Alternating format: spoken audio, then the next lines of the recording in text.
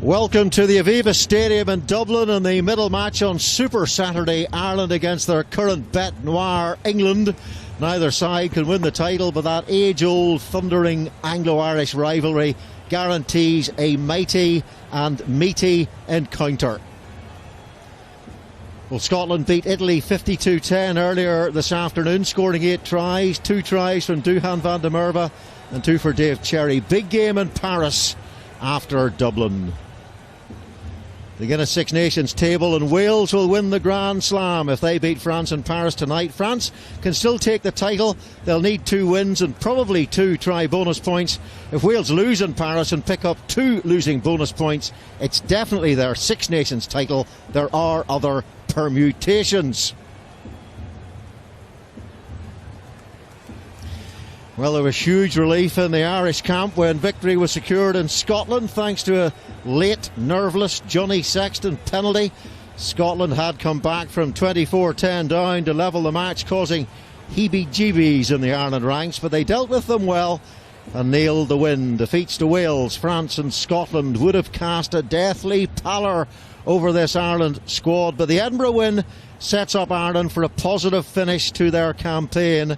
A win over England would elicit a broad Irish smile and bring the 2021 Guinness Six Nations to a satisfying conclusion for them.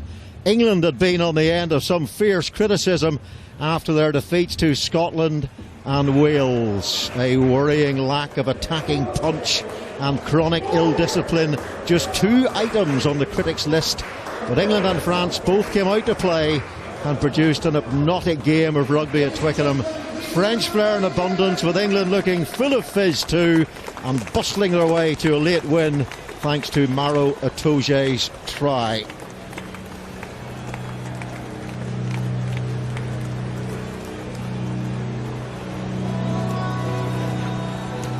Owen Farrell, the England captain today, and it was England's win here in round 1 of the 2019 Guinness Six Nations that seeded deep doubt in Ireland's soul. Ireland, for the first time in Guinness Six Nations history, lost their opening 2 matches. A 14-man Ireland went down narrowly in Wales, and then by 2 points at home to France. Italy were dispatched with a level par performance of 6 tries scored, and then Ireland built that 14-point lead in Edinburgh last Sunday. And defeat to the Scots from that position would have unleashed the Hyenas. Instead, victory was sealed. CJ Stander will play his final game for Ireland here in the Aviva Stadium. He's going back to South Africa, going out on his own terms. He went back to South Africa during lockdown. His wife and child did not return to Limerick with him, so he's made decisions for rugby and family reasons, and he feels just the right time.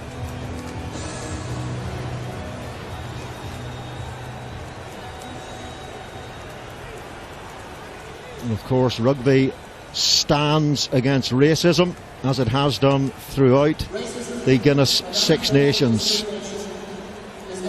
Racism is not acceptable in rugby, in sport, or the world we live in.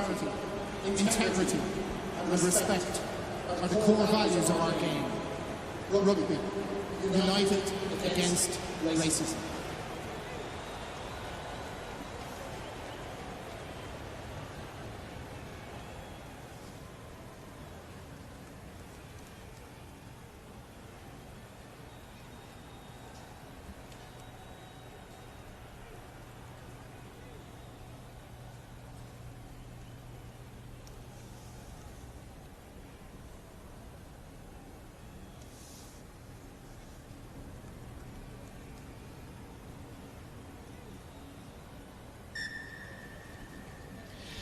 And before we look at the teams, first of all, the anthems of Ireland and England.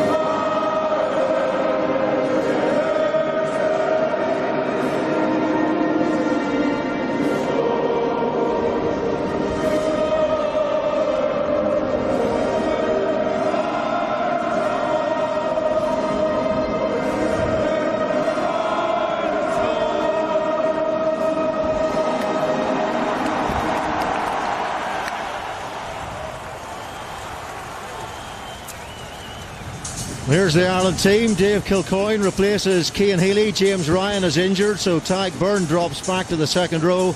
Josh van der Fleer replaces Croc Will Connor. CJ Stander moves to 6. Conan number 8. In the backs, Conor Murray and Johnny Sexton are reunited. Robbie Henshaw moves out to 13.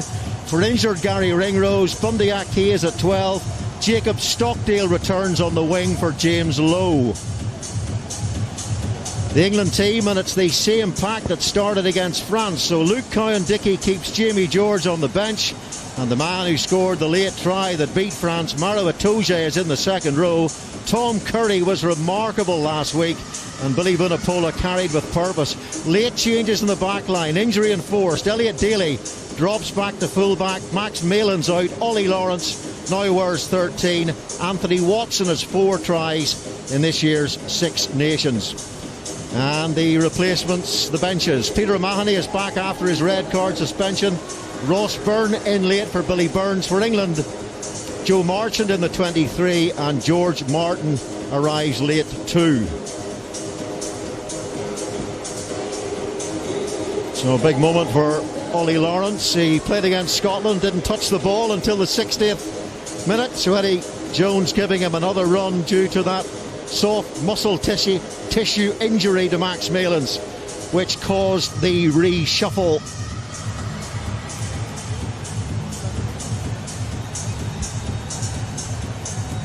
Here Ireland looking to climax their helter-skelter campaign with a win over the World Cup finalists and the reigning Autumn Cup nations and Six Nations champions England. And the referee is Mathieu Raynal of France.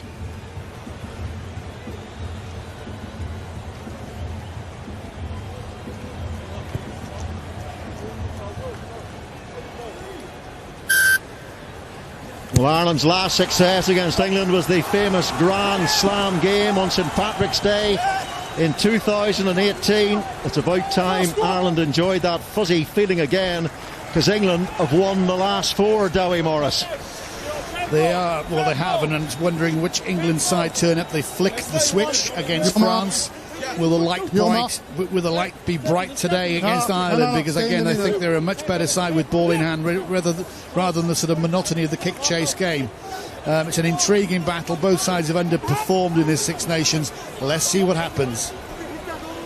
First solid line-out take there for Maro Itoje. 73rd minute try it was against the French side that eventually put them away. What a game that was at Twickenham a week ago, and already Ireland hustling and bustling, something they are so particularly good at.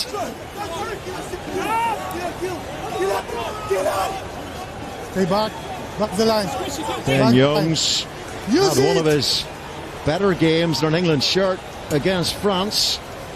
2 tries on his 100th against Italy. The Six Nations last season. Keith Earls gets hit really hard there by Mark Wilson, whose ear was already bleeding in the warm-up. Pretty intense warm-up by this England side. And can Ireland deal with the physicality? One of the reasons why England have been so superior in recent times against the men in green. Conor Murray, one of those hanging box kicks for which he is so famous. In goes CJ Stander, now Murray. And here is Hugo Keenan, and already are looking for width here, and there's a chance on the outside perhaps for Jacob Stockdale. Back into the side for James Lowe. He's shed a few kilos, and Robbie Henshaw, one of Ireland's players of the Six Nations, just puts a foot in touch. Yeah, cagey start from both sides using the aerial route. But as soon as Ireland get a chance, a loose kick from England, Stockdale's trying to move back inside to Watson. He does that well. Unfortunately, Conor Murray decides to go back up the blind side, foot in touch. Henshaw has given England a throw-in now with the ever-reliant Cowan-Dickie. I think he's 24 throws now, 100%. England set piece, absolutely superb. Well, Ireland have really worked hard on their defensive line out under Paul O'Connell, and they've disrupted 14 opposition lineouts in this Six Nations to an extent where the opposition couldn't use clean ball. But England through Charlie Ewells get the ball there, and here is Mako Vunipola. He was the player of the match when England came here to Dublin in 2019. Hugo Keenan tries to make the tackle. Now it's George Ford. Ricochets off Bundee Aki, and now it's Keith Earls, 33 years of age. 33 tries to his name. The ball knocked on in the tackle by England, says Reynal. And it's a poor pass that puts Hugo Keenan under pressure. A lot of changes in this Irish side throughout this series. In fact, Hugo Keenan's the only player to have worn the same shirt number in the first 4 rounds. Indeed. It's a little bit scracky. Maro Itoje there, you can see all enveloping in that tackle. Keith Earls manages to get it back, but again he targets the ball. He's allowed to do that in the art of tackling. He is an all-round sensational player. Him and Tagburn, I think, are leading the charge at how many rucks they've hit so far in this Six Nations, and it's quite impressive. Tagburn's hit 100 coming into today's game, 137. Maro Itoje 134. That's the work rate from these guys. I know Tagburn's played on the flank for a couple of games, but Itoje from second row winning the game for England against France. It's just an athlete. Has given away 11 penalties though. England in total 53 penalties conceded. That's 13.3 a match. It's called playing on the edge, isn't it? But you still want your players to do that. Unfortunately, sometimes they get very frustrated and just overdo it. But he will be going on the Lions tour, wherever that will be, if it's allowed. Well, you've got the entire Lions Test front row from New Zealand in 2017, and Tagburn at 3 was the starting tight head in those tests, goes down opposite Mako Vunipola, who was the starting loose head. Jamie George was the hooker, but he's on the bench for Luke Cowan-Dickie today. Good scrummage by Ireland. Conor Murray has a little luxury there, and he finds his out half, Johnny Sexton.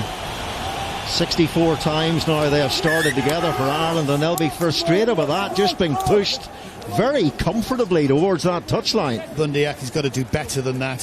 He's not going to skin Farrell. Farrell's not the quickest centre out there. What the Ireland were going for was a penalty scrum. Referee said play it, and he's just gone. It's a double tackle, but it's actually Farrell pushing him out initially. Bundee Aki has to come back on an angle, either pop the winger back inside. Don't run out of touch, he just gives the ball straight back to England. George Ford, Owen Farrell on the switch at inside centre. Quick ball for George Ford. And here's Ben Youngs again, and he finds Elliot Daly, who was scheduled to start at outside centre today until the injury to Max Malins, and he pops the ball out on the full. He's had, even by Eddie Jones' admission, a rather frustrating campaign. He's been playing badly. Like there's a majority of players out there that Eddie backs, and the ones he likes and gets rid of the ones he doesn't. But I was looking forward to seeing Daly. He is a classic 30, and I don't think he's, like you said, played there since 2016. Looking forward to that. Unfortunately, injury to Malins gives Ollie Lawrence a chance to get his hands on the ball, which is something he took till the 60th minute, didn't he, against Scotland. So I'm sure they'll be wanting to bring their centres into the game a lot quicker. Tadhg Furlong on the ball. If you watch the Scotland game, you will have seen his Ali shuffle, his impression of Phil Bennett from the 73 Barbarians game. 2 side steps in quick succession, and England robbing the ball there and then winning the penalty. Ireland were really successful at the breakdown against Scotland, but a little bit of early domination there from this big England pack. Well, let's just see what happens. Tagburn gets it at Maro Itoje's. He is supporting his weight. Those big levers have just come over the top. Yeah, it was. Ireland are thinking they're going to get that ball cut back quite easily. It hasn't happened, and that's a good turnover. Crucial turnover. Pumped into the corner now. And that was Daly using his left boot, but Itoje just showing the all-round court skills that a second row has to have these days. Jackling, scrummaging, line out, giving a few penalties away. But they've just been able now to pump England right into that corner. This is where Cowan-Dickie likes to see his charges. Will England fancy it? Catch and drive, you're a bit far out, but if they get it set, it could be. Believe it or not, so much better against the French. 18 carries, and Lawrence gets the ball a lot earlier than he did against Scotland. And there's that choke tackle from Ireland. Matthew Reynal comes back though for another penalty. Intriguing what Farrell will be wanting to do with this now. He's asking Bundyaki for the ball. Jumper still they in went the into the corner. The way he's been kicking, it's a given 3, irrespective of wherever it's for on the pitch. We'll see what the penalty was given for. That was a choke tackle. Sorry, they were going to get put into a scrum with that. And not quite sure whether it's offside from Ireland isn't anything I can think of. An early drive from Ireland, maybe off the line. It doesn't matter. Farrell's there, dead-eye Dick. He's got his crosshairs focused on those posts, and like I said before, he very, very rarely misses these. Well, he's the only man who's taken a kick at goal for England in the 2021 Six Nations. 17 from 21 so far. A man who has raced past 1,000 points for England. I heard you. Yeah, it's still open. Still behind Ronan O'Gara and Johnny Wilkinson on the all-time list. We'll come into this game, Robert. He's on 44 and Sexton's on 43. That's what you need from your fly halves. Don't make a mistake. So Owen Farrell to put England into an early lead, and a very laconic strike from the England 12. Well, I did see him make a classic inside 12 break, carrying the ball off a line-out, which I am a big fan of, and England don't seem to do it. You know, it's that classic New Zealand inside centre. It gives your forwards so much of a target. Ringrose, I'll go back to the game. Ringrose and Henshaw played in Italy. Absolutely brilliant. It just relieves the back row so much work, and it gives a target to the rest of the forwards. Up goes Henshaw, challenging in the air. Gary Ringrose injured his ankle last time out against Scotland, so he misses this game. So Aki and Henshaw is the old 12 and 13 pairing from the Connacht side that won the Pro 12 under Pat Lam 5 years ago. Ben Youngs again to launch this big box kick. Eddie Jones said to expect a lot more kicking in this game than was seen in the England-France match, which was a real fizzer of a game, particularly in the first 40 minutes when both sides played a lot of entertaining rugby. Jacob Stockdale, can he get outside Anthony Watson? The answer is no. And they've given away another penalty. Ireland had to really hurry to get in fast to try and help out their winger. Hugo Keenan was there first. And it's another kickable position should Owen Farrell fancy the posts, or they could just nip it into the corner. A great kick from George Ford into the corner. And Stockdale, look, mate, you've got to do two things. Either pop the ball back to Hugo Keenan to launch it up the park. You're going absolutely nowhere, or you kick it yourself. What you don't do is get isolated, give a penalty away, and allow England now to 5 metres. Stockdale is a sensational player. Ball in hand, he scores some great tries, but he does... concentration goes sometimes. There was no need to do that. Kick the ball. Stay. It's Luke Cohen-Dickey to Maro Itoje, and comes the strike on the England pack, trying to sandpaper that grenade over the line. Oh, it was really attritional and powerful from England there, but not quite good enough to get the try. Ireland in desperation, just managing to hold it up. Great line out. Itoje normally calls the line outs. That's a cute one, isn't it? I don't think Paul O'Connell's Ireland expected that. Tagburn straight over the top. That's okay, it's not dangerous. He's just jumped. They've gone for the cute one right to the two jumper. And Ireland, you've got to say, do very, very well just to keep that up. There's a lot of muscle, there's a lot of power coming forward from England. Referee can't see a grounding, has to say held up, but England now again a great opportunity. Scrums have gone with parity. What's the options here? Will they fancy it, England? Tagburn looked like he was spring loaded there, didn't he? But it's good, England thinking on the heels, on the feet, doesn't really matter. Ireland expecting it to go probably with a safe ball as a 2-ball, or you go 4-ball and secure it and then get Cohen-Dickey in the van at the back and drive it over. But no, they went for a bit more speed. A cute one, nearly paid off. Anyway, back to the big lads. Jurassic Park. Ollie Lawrence is standing at inside centre, wearing 13. Ben Youngs communicating there with George Ford. They're very close together, 10 and 13, Ford and Lawrence. Matthew Reynal is a man who takes his time at scrum time, and he seems to have a slightly slower cadence than some of the referees. Okay, so now we with just his calls. You play it. And there's the early possession. England, obviously, they're very, very dominant indeed. And you've got to say they've kicked a lot of that away as well, because it's all been sort of England at the moment. The kicking, I have no problem. I mean, France kick a lot of the ball away. New Zealand do, Ireland do. But actually, it's how you kick it. Is it a cute kick across field? Is it a little grubber through? England were just getting obsessed with this monotony of the kick chase game. And then against France, poof, they play another offload game. Superb. Well, he didn't like that, did he? Right, early push from England. So free kick goes to Ireland. Big opportunity wasted there. Two big opportunities wasted. The line out close to the Ireland line, and then the attacking scrummage potential.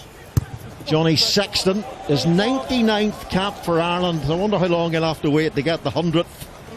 Could be quite a while. Well, he signed a year contract, didn't he? Now he pushed, you can chase, so stability no, you can't really see it there, but obviously they've got a nudge and you cannot push before that ball goes in. Well, the ball wheeled into the number 8's feet, as it is happening these modern days now. But Johnny Sexton just relieving the pressure there. That was good, that was sensible, nothing too cute. Tom Curry putting a bit of pressure on, but he still manages to get the ball all the way up nearly to the 10 metre. Charlie Ewels takes. Ireland really got in amongst the Scotland line out jumpers. They stole 6 of the Scots line out balls in that game at Murrayfield, but England very, very secure so far. George Ford, Ireland up really, really quickly in that umbrella style defence, and again they try to hold England up in the tackle through Robbie Henshaw. He's been one of Ireland's players of this Six Nations Championship, an incredibly physical, committed player. Well, Ian Henderson for me in the pack has shone brightly as Tadhg Beirne, but Robbie Henshaw, again, superb line speed led by Sexton. Bundyaki basically stands his line. Henshaw comes through. England trying to play out the back door. It's not too bad. It's just Ireland got the marking. George Ford doesn't give the risky pass away. He takes it. Ireland get the turnover. That's a tremendous D. Brilliant defence. Scored a try here on the Pro 14 final 6 months ago for Leinster against Ulster. Next Pro 14 finals next weekend, just 6 months apart. Leinster against Munster at the RDS, just round the corner from the Aviva Stadium here in Dublin. Robbie Henshaw's province going for 4 titles in a row. Ireland has stacked 4 people on the blind side in a sense, or 2 on the open side. It goes to the blind. Kind of dummy to go that way, didn't he? The other way, Conor Murray, and then went where the numbers were. Here's Henshaw. Again makes ground. Here's Tadhg Beirne, 2 player of the match awards in a row, playing on the blind side in the second row today. And off goes CJ Stander, 51st and final cap for Ireland. Tadhg Beirne once more gets hit back hard by this England defence. Johnny Sexton launches high. Robbie Henshaw is after this one. Elliot Daly just had enough time to take the take before he was hit by Henshaw, and then the penalty is conceded right underneath those posts. And again, the Henshaw work rate to the fore. It's the Henshaw express train there, and England given a penalty away, sealing the ball off. They'll just take 3. Conor Murray's looking all around. That's 3 points all day.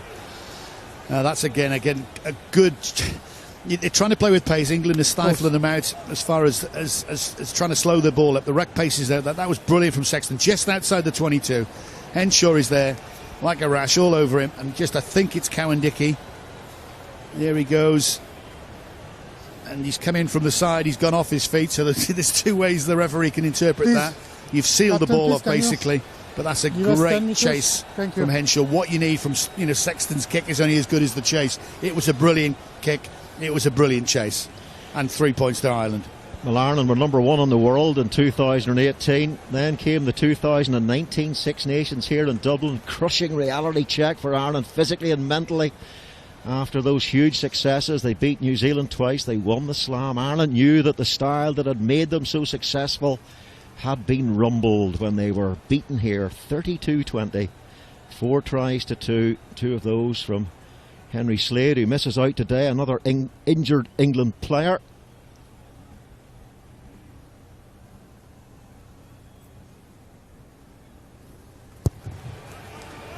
And it's 18 from 19 for Sexton in the championship. Well, historically, these games aren't high-scoring Well, they're entertaining, but they're not too high scoring. Normally you're averaging around 30-odd points, but you can see how cagey it is. Andy Farrell looks on. I think he'd be quite happy with the initial stages. They don't leak tries. I don't think they've conceded one try in the first 20 minutes, so they go into par for the course. But again, it's allowing England to have the ball and England not to dominate. And you've got to say, with that point in charge, Henshaw there, he does give a target and he does clear up so much dirty work. Well, in terms of tries scored, England have beasted Ireland those last 4 victories, 17 tries to 7. One of those was a big scoring game. They scored 57 at Twickenham in a World Cup warm-up match. Ireland arrived pretty leaden-legged from a World Cup training camp in Portugal. Wrapping around the corner and getting on that front foot again with those big beefy ball carriers. And then they go a long way downfield, misjudged by Conor Murray. Where's this going to bounce? Bundee Aki has to track back. Good work from the Connacht midfielder. There's an injury in the middle of the park, so Ireland down to 14 men. It doesn't look good either. The medics on very rapidly. Can Ireland get the ball away through Johnny Sexton to safety? They can, but worrying moments in the middle of the field, worrying moments under the high ball. It is. England are using the high ball very well. It's Kilcoyne gets injured. I think Sinclair takes the ball in initially, but that is a howitzer of a kick. Conor Murray was going back, and all of a sudden they practice this England. It's called the spiral bomb. They put the ball up in obviously spiral, and it comes down not as it normally comes down. And trust me, I'm not pulling your leg with this, and that's totally done. Conor Murray, Bundee Aki does so well. He can just say, thanks, pal. You got me out of some big doo-doo there. Well, I've heard those spiral bombs. The speed of the ball changes and the flight path changes. It's really difficult to deal with. Back in the day when it was black and white, when I was playing, Dave Aldred, obviously we'll know him through Johnny Wilkinson and whatever he did for Johnny, but prior to that, he actually used to coach mostly the fly halves or the big kickers, the centres, and they would just get a torpedo basically that would spiral up in the air. And this is the hit. He gets it all wrong, doesn't he, Kilcoyne? Sinclair carries it. Remember that carry that Sinclair did in the World Cup and he was off. This time it's just a bad timing aspect, but he doesn't look well. He will be coming off for a HIA. That is for sure, and I hope he's fine. And certainly a big, strong carry from Cal Sinclair. So disappointed, as you say, in the World Cup final. Just lasted 3 minutes, and he was off in that particular case. But it's good. You see carries, they're going at the shoulder, they're not going at the man. So these collisions do happen because almost it's a gang tackle, one from the left, one from the right, and you've got to commit as a defender. And we're just hearing that's a permanent replacement, Robbo. Yeah, so Kilcoyne will not return. England with another line out, but Ireland have been so good at spoiling opposition ball all through the championship. Ian Henderson, one of the players of the tournament, frustrated there, not able to gather there on the rampage. You can see the frustration. That's a bad line-out from England. I'll tell you what, it's a death ball for a scrum half.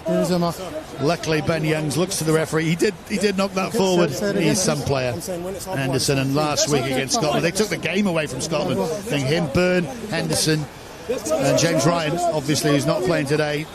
Scotland couldn't get the ball in. They didn't know where to throw it to. A tremendous performance from the guys in green. He's a big loss, James Ryan, one of the leaders in the pack, one of the best forwards Ireland have, but he was concussed for the second time in the tournament at Murrayfield. And that's why Tadhg Beirne has moved up into the second row for the third time. So Ben Youngs feeds Billy Vunipola to Ben Youngs. How much sharper did Vunipola look against the French here? Johnny May coming across in the wing now. It's Elliot Daly round the ankles from Jacob Stockdale. Doing some better defensive work this time. Tom Curry, absolutely sensational against France. Owen Farrell. And it's Ollie Lawrence who's brought down by his opposite number, Robbie Henshaw. Neck roll. Neck roll from England. Penalty to Ireland. Matthew Reynolds spots it. England are getting too flat in attack. There is no options when the ball is being moved. They're trying to move it with pace. The forwards are doing a tremendous job with the recycling at speed. Unfortunately, this England backline is getting in front of the ball carrier. So hence the ball has to come out or behind the player. The momentum stops, and it's allowing Ireland to very easily read this game and the way England are trying to play it. Henshaw doing superbly well again from that initial restart, but that was just easy for a very good, experienced Irish defence.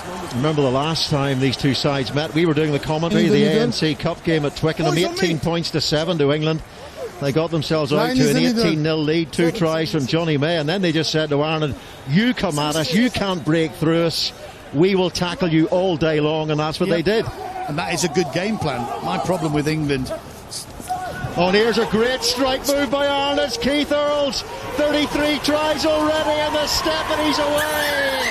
And Keith Earls, the Moyross magician, is in for Ireland, and it's come off a line out. Over 50% of Ireland's last 200 tries have come off that particular set piece. Take a bow, Keith Earls, but again, throw a bouquet here forwards. England were cute. 5 metres out from the line, didn't quite make a try. The Irish forwards, that is brilliant. Conan the Barbarian, well, he's not the Barbarian, you know what I mean, puts the ball back, he goes back inside of Keith Earls. Precision at its best, and what a finish. Very he steps and he stands up. Yep, Johnny May. You overrun it, Johnny. You're thinking all of a sudden he's going to get back. Doesn't get anywhere near him. Just ankle taps him. You can see the celebration. That's great skill. Conan back inside to Earls. Just beautiful. Absolutely timing at the first rate. He's at the far end of his career, but he's still got it, hasn't he? 33. That is some finish. Thank you. Johnny May just overruns him from about a yard and a half, and Earls thinks, well, there's no way I can get inside towards the posts. I've got to put my step down, put my left foot down, and I'll go round outside onto the right. And that was just a good, inexperienced finish from a guy that scored a few tries for Ireland. Former Lion, Keith Earls, 2009. And here's a man with a lot of Lions experience, Johnny Sexton. Half a dozen Lions tests, or maybe more, you never know. 36 in July. Jonathan Sexton.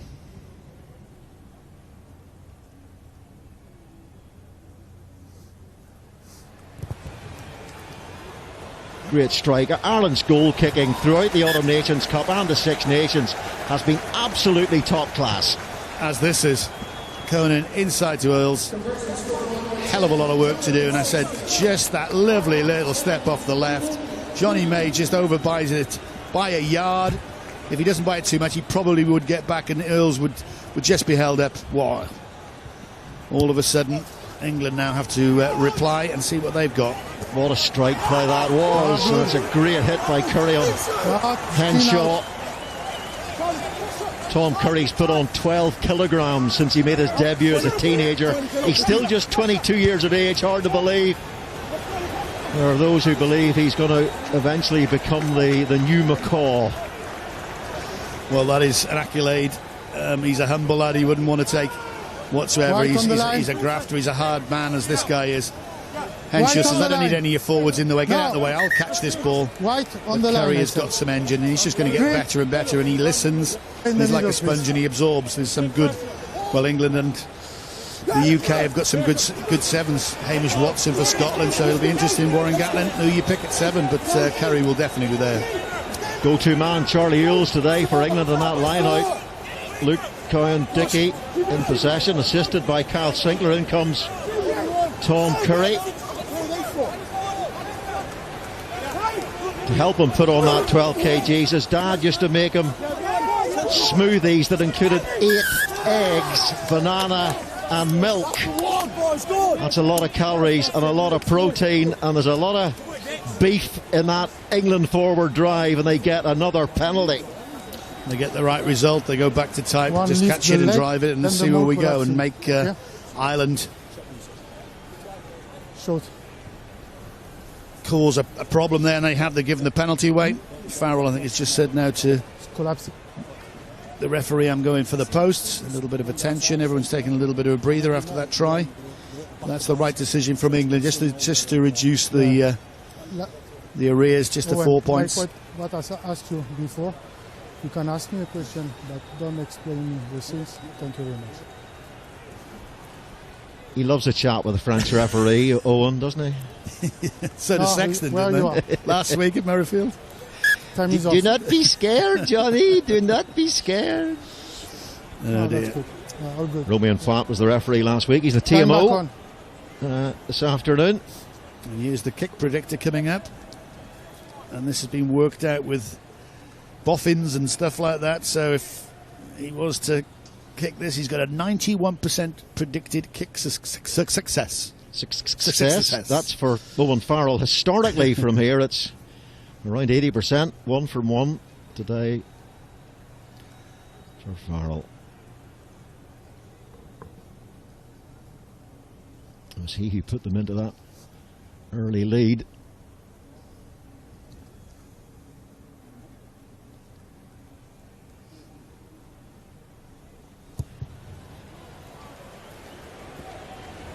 And that takes him up to 500 points for the Guinness Six Nations Championship throughout his entire 90-plus cap career. Well, the conditions here are absolutely perfect. The sun was shining yesterday at the hotel. It did come out this morning, but again, no chance of rain. So again, perfect conditions. The ball isn't greasy, no wind. It's ideal for the kickers, and as ever with these two world-class kickers, they ain't missed one yet. We were able to sit outside the hotel and have a cup of coffee in the sunshine. Yeah. Summer is coming, Davy Morris. And have a guess who bought it again. Yeah. Oh, I just haven't got any euros on me yet. Okay. It was very nice. It was excellent yesterday. Good take by Itoje. Another good drive by England. But Ireland again are working feverishly in there. You can almost feel the power surge coming through from England, but Ireland just doing enough to negate it again and turn that ball over. And what they're doing is frustrating England. You can see Tom Curry having a chat. Ben Youngs is just nodding his head. Tadburn does so well. Is he offside? Is he onside? Well, the referee's deemed he's onside, so he just gets in there, holds them up. They're talking to the referee all the time. If that tackle stays up, it's the old-fashioned choke tackle. And Ireland's power gain defence, tackles made 30. And they've only missed one, which is excellent. Well, they missed over 20 last week at Murrayfield. 2 dominant tackles for the Irish side. And the 1 turnover, those crucial turnovers. But it's where they're doing it as well, in that painful area for England. Sinclair's getting a bit of treatment. That may have been from the initial knock, maybe from Dave Kilcoyne, I don't know. But Henshaw is at the centre of anything or everything good that Ireland are trying to do. Romain, did you hold me, please? Great ball carrier, great tackler. Ireland, very good record at the Aviva in recent times. Won 21 of the last 23 here. The defeats were to France in round 2 in that game I have talked about. The game that rumbled Ireland and led into a very unsuccessful and disappointing World Cup for them. The end of Joe Schmidt's reign finished with a real 40-point hammering by New Zealand out in Japan. Now, this is an interesting point as we come into the last 10 minutes or so. 10-6 up. Ireland, again, their set piece is going well. Their ruck speed is up very, very well. It's a great opportunity here. Put Bundyaki straight in. Maybe straight to Bundyaki. Oh, even better. Chance of another 3 points. Pretty even scrum penalty-wise, these two sides. 6 penalties apiece on their own ball. And Johnny Saxon thinks called for the kicking tee. Richie Murphy is on. There's a few words being said. Kyle Sinclair's there. He's not happy. He's saying that the referee said accidentally somebody's gone into his eye. I haven't seen anything. That's Mako looks on. And when that penalty was given, there was a lot of verbals back and forth. But again, that won't bother Sexton. He'll just put it down, go through the routine, and attempt another 3. Yeah, 20 from 22 was the exact goal-kicking record for Ireland in the Autumn Nations Cup. And that kind of percentage continuing in the Six Nations. 12th Six Nations campaign for the Ireland veteran. Former World Player of the Year.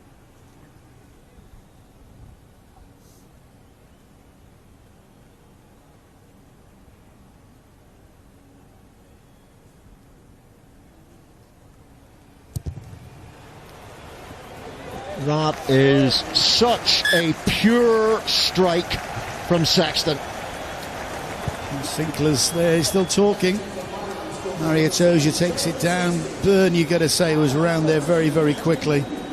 And, well, I'll take the referee. The referee says it's accidental. There's a lot of hands, a lot of everything going everywhere. But nothing malicious, I'm sure. So let's get on with the game. Yeah, it was Ian Henderson who came in there, and it did look accidental. Here is Henshaw. I think England should stop kicking to Henshaw, actually. Not getting much change out of it. Well, he's in the form of his life, Robbie Henshaw. Brian O'Driscoll was talking about it this week on the radio. Really has been outstanding, of course, in the 12 shirt, but he's equally happy at 13. He's just happily playing, isn't he, mate? He could do a job on the wing. He's just got a safe pair of hands, and you can see what it means to him to play for Ireland. He is, like I said, playing superbly well. Toje, here is Farrell to his Saracens teammate Billy Vunipola. Haven't seen too many of those bouldering carries from Vunipola so far. Cal Sinclair now on the ball. Here's Curry. Great hands from Curry. George Ford, and they look to play a little miss move to the England's top try scorer in the tournament, Anthony Watson. Well, the switch they flicked against France is sort of broken a little bit. I think the room's been fused. Yeah, that's a superb pick up and go from Curry, but this is a total miss. It's out to Watson. That ball should have gone, but that's not the greatest. Who's going to win this collision? It's George Ford. It's only Lawrence isn't going to get another run. He gets bombarded by green shirts, but play will come back. Ireland chucking the ball over the top. They want another try from a line out. Oh, there's another mothers meeting over the far side. Lawrence is there in the heart of things. Nice to see him getting a ball, isn't it? Yeah, being utilised. He's a tremendous talent. People were, comparing him to Tuolang. Well, don't stop that, please. He's much more skillful. He isn't the beast that Tuolang is. Just let him time to develop, and I'm sure he will if he's given game time. Tuolangi on his way back from his latest injury setback, a ruptured Achilles. One thing with Daly not playing it outside centre is that left-right combination, kicking combination, which they had with Slade. So you can manufacture whatever you want to do, put somebody else in there, but it won't come as natural. Oh, penalty after penalty, free kick. Oh, the second one. Well, it's the second one. Yeah, it's a natural upgrade whenever it's the same offence repeated. Free kick the first time, penalty the second time, early engagement once more. And I wonder, are England struggling with the Matthew? I mentioned it earlier. Matthew Ray now has a slightly slower cadence with his instructions at scrum time. I've timed it, you know me, OCD. Well, it's just telling them the message slowly, so that's what's penalising England at the moment. I think there's a little bit more to do with that, the technique. I have no expert. I'll ask Alan Quinlan, who's behind us at half-time, exactly what's going on. We've got Benjamin Casey down for French television. I might pop over there as well. Doesn't matter. The penalties and free kicks are coming, and that was a free kick into a penalty because it was the second time. Ireland are happy with this as they just trudge over halfway, take it at their time, take it at their pace, and see if England, again, give another penalty away. Rob Herring to tag Byrne. Good ball, well taken by Byrne. His third start in the second row. And here is Josh van der Fleer in for Will Connors, who was injured in training late in the week. Another player who was superb against Scotland. Tag Furlong. Good strong carry by the Lions tight end. Toje tries to get over that ball. Doesn't support his own body weight though. Here's Johnny Sexton. That old wraparound move used so frequently by Leinster and by Ireland. Now CJ Stander. Here's Murray for Bundy Aki at first receiver. Robbie Henshaw, full of confidence, running a slight angle, trying to put some more pressure on that England defence. Murray goes in. Sexton was a gap there, and Herring was on Sexton's shoulder. Really good tackle by Charlie Ewells. Just managed to close that gap as tag. Byrne carries into both England props, Vunipola and Sinclair. Now it's Cian Healy. Well over 100 caps now for Ireland off the bench permanently for Dave Kilcoyne. Good little spell from Ireland. Beginning to assert themselves. Oh, poor pass Just when Ireland needed something crisp and precise there, Stockdale on the ball. Just 2 tries in his last 12 for Ireland, having scored so many in the early part of his career. Now Murray. Tadhg Beirne pulls it back for Sexton. Here's Furlong. That's good work by the tight head. He's so often involved in those backline movements. Who will ever forget Ireland's try in the Grand Slam game at Twickenham when Furlong pirouetted to put CJ Standard away for a try. Here's Jack Conan. Murray. Cian Healy. So far, good ball retention and protection by Ireland, who've got the quickest ruck speed in the championship. Who's back? 17 phases. Johnny Sexton. 2 England defenders are back there. They should be the favourites here. But Ireland have it. Here's Herring. Oh, he could have picked that ball up and made him flick it. But he decided to stand over the ball. Here's Tadhg Beirne with a carry. Owen Farrell comes winging in now. Johnny Sexton. Here's Bundee Aki. Jack Conan. Stockdale on the outside. Stockdale has a lot of defenders to beat here. Would have been difficult for him to do it on his own. Now Josh van der Fleer.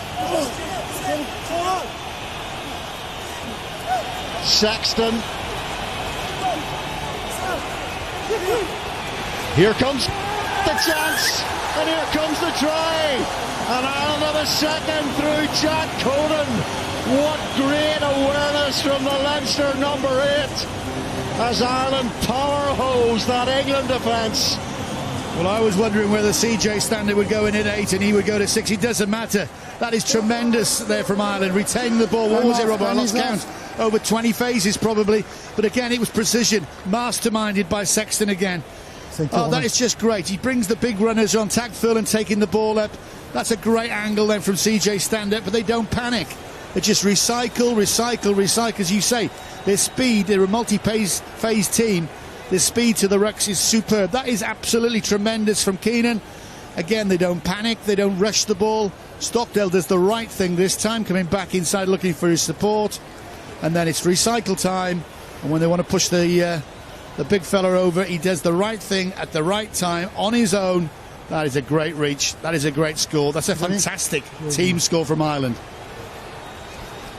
Well, Jack Conan, who fractured his foot in a training ground accident during the World Cup, had to come home early. He was desolate out in Japan, and the predicted kick success from here is 90%, historically 80. So it shows you that Johnny Sexton is pretty handy from all angles. Just got a bit of treatment though a few moments ago when you were watching the replays of the try. Did cramp up very badly at the end of the Scotland game.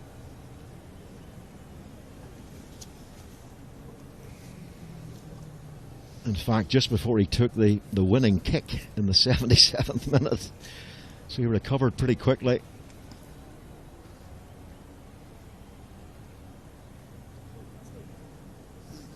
Can he stretch Ireland out to 20 points? Oh, he is in super form today, Johnny Sexton. Don't overplay Johnny Sexton, just get him to play in the big games. He took that, he took the contact, he knew there was nothing on, he knew there was no way he needed to pass that ball out. Just let these lads supply some camouflage in a sense on the left-hand side. They didn't need it, they came back in the midfield, and that's just, again, a well-educated try. But it all comes back to that ruck speed, and I think Joe Schmidt, the old coach, was really adamant about getting that ruck speed up there. And they hit those rucks between 2.8 and 3 seconds, so that makes sure they don't get anybody isolated. Conor Murray's 82nd test start. He passes the record previously held by another monster man, Peter Stringer, today. Just been looked at the machine, and it tells 97%. Ireland best ruck success rate in the Six Nations, 97%. Really good carry from Owen Farrell there, and then they give away the penalty because, and the referees are very strict on that at the moment. You cannot roll and extend your carry. You've got to release that ball. Penny for your thoughts, Eddie. There's a smile on Farrell's face. I think fly halves always got that sort of barometer, haven't they? You can see when Sexton's having a good or bad day, same as Farrell. That's fine, but after you have to... That's penalties now, 5-20. You think it's actually more for England are giving away more to Ireland, but it's in the crucial areas, crucial parts of the field that England are doing that. They're building the momentum, and all of a sudden, woomph, it goes flat. Did well to regather the ball, didn't he there, Owen Farrell? And there's the rules that he's penalised for. Can't quite lip read in slow motion, but again, Ireland in the right position, 10-metre line. I just think all they have to do with this one, catch it, take it, put it into Rosette, and get in the training, get into the dugouts. Small. Ian Henderson shouting and gouldering, to use That's some in the 5. Anglo-Scots language. Means shouting loudly. One stop. Use it now. 5 seconds to go to half-time. Conor Murray just checks. Johnny Sexton has got to run out a couple of seconds, looks at the referee, and Ireland will be extremely satisfied with that first half. They took their chances, first of all, with a phenomenal strike move off the line-out, converted by that man, Keith Earls, and then after multiple phases, it was Jack Conan with the second. Half-time here at the Aviva Stadium in Dublin is Ireland 20, England 6.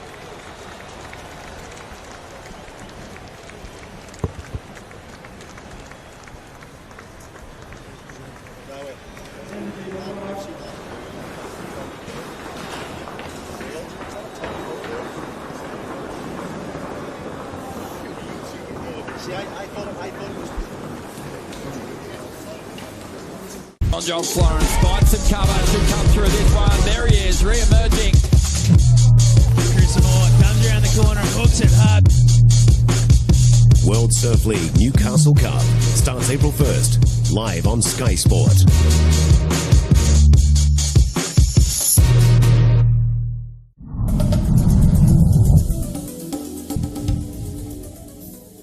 Quills are poised to write another chapter in rugby's greatest championship. Welcome from wherever you're watching in the world to southwest London and the home of English rugby. Twickenham braces itself for Le Crunch. England-France.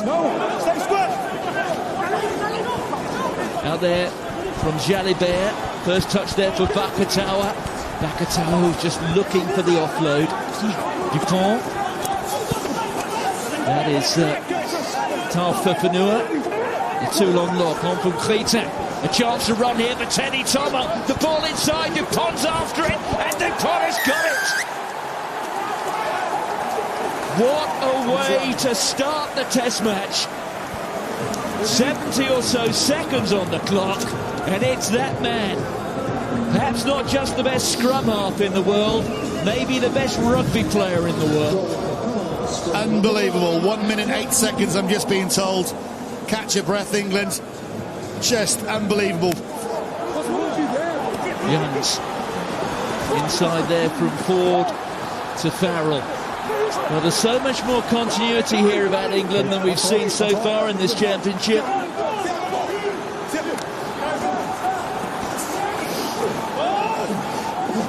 Billy Vunipola not getting anywhere that time. There's the ball for the scrum half. Ford, Mako Vunipola. Here's Henry Slade.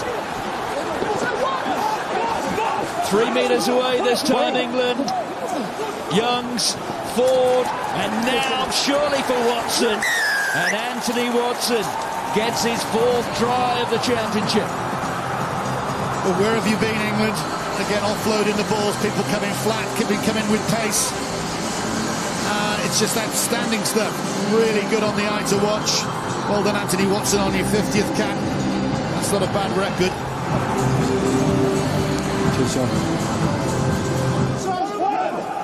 Julian Marchand, the Toulouse captain, at hooker. Here's Aldrit, just pops it up to Cyril Bay. There's Dupont. And the penalty going against France. Entry 5. 2 out of 2 for the captain. England lead by 3. The France defence just moving up as a unit. There's Ford. Well, the quality of rugby we're seeing here, unrecognisable from the stuff we saw in November.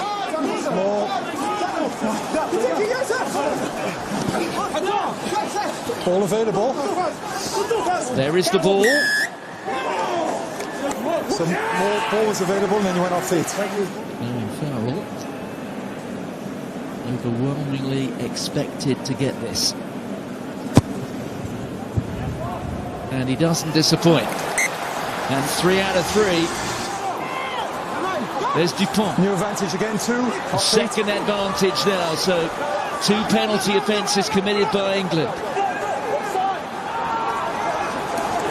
There's Cyril Bay. On there to Mohamed Hawass. That looked, dare I say, rather flat, but the referees let it go. Here's Dulin. Good tackle coming in from Mark Wilson. Chip over the top, and that's going to be for Jalibert. And has he got there? It's very close indeed. He doesn't look entirely convinced the Bordeaux Bagel fly half. No, agree. So Jalibert, let's have a look. He's got control of it there. Oh, and he drops it. Okay, He drops it onto his knee. Total right to have a go at the referee for that. But again, let's move on to this game. This is much better from England. Galtier looks on, he'll be happy with that. Just 3 points in it now. Yeah, good. There is one French headline from the opening half there. Paul Willemse has missed his first tackle at the championship. Here's Jalibert. Look at the space here for France. The floated pass out to Penaud, and Penaud can almost walk into the corner. Superbly worked. There you go. It's actually the wraparound from who else? Antoine Dupont and Jalibert. You think he's going to go? No, he doesn't have to.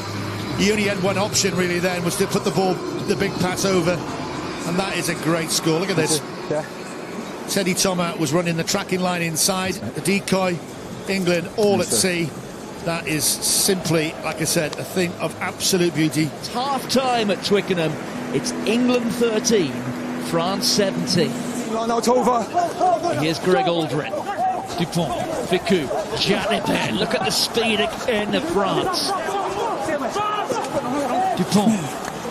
Aldred it is, who takes play within a few metres of the England 22. Maro Itoje has got himself in a spot he can barely get himself away from, but there is a penalty advantage here to France, so they know they've got the chance of 3 points if they can't make something of this. They'll take 3. 4 in one side. Every day of the week they'll take 3. Jalibert kicks towards the south. And does so very sweetly.